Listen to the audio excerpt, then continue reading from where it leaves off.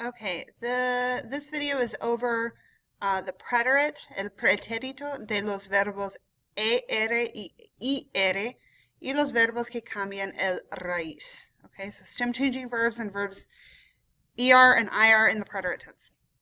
Okay, so preterite endings for er, ir verbs are actually the same. Okay, so the yo form is y. Then tú is iste, él, ella, usted is yo, nosotros es imos, vosotros es isteis, and ellos, ellas, ustedes is hicieron. Okay? So they're exact same endings. This is for every normal, regular verb in Spanish that ends in er, ir. Okay? Remember your accent mark. So the accent mark goes over the I in the yo form and over the O in the él, ella, usted form. Okay? So for example, if I wanted to conjugate comer in the preterite, I would say yo comí, tú comiste, él comió, nosotros comimos, vosotros comisteis, and ellos comieron. Okay, again, remember your accent marks. It's over the I in the yo form and over the O in the él, ella, usted form. If I looked at the verb escribir, for example, the yo form is escribí, tú escribiste, él escribió, nosotros escribimos, vosotros escribisteis, and then ellos escribieron.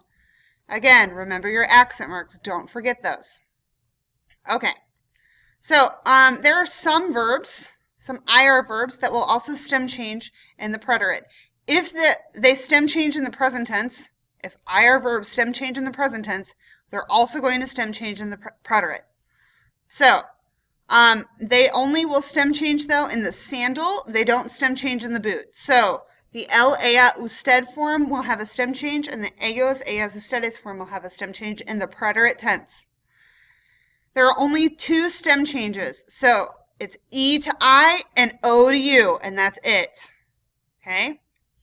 And they take normal IR endings.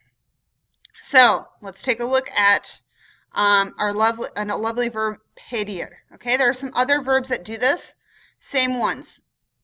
Same format. So I have pedir, servir, preferir, repetir. Okay, these are not all of the verbs that do the stem change, though. Okay, I put the er, ir preterite endings up top because they all take those endings. Okay, so I'm going to put those in the chart already because I already know that they're going to take these endings. Okay, so the yo form is pedí, tú pediste, but then él, ella, usted is pidió, and then I have nosotros pedimos, vosotros pedisteis, and then ellos, ellas, ustedes pidieron. So notice that I have a stem change in the boot, or not in the boot this time, but in the sandal. So it's in the él, ella, usted form, and the ellos, ellas, ustedes form only. Now, if I looked at the verb dormir, for example, dormir and morir are the only two stem changing verbs that do an O to U stem change in the preterite. So, dormir will take the exact same endings as regular ER, IR verbs, okay? And notice that the yo, tú, nosotros, vosotros forms are all normal.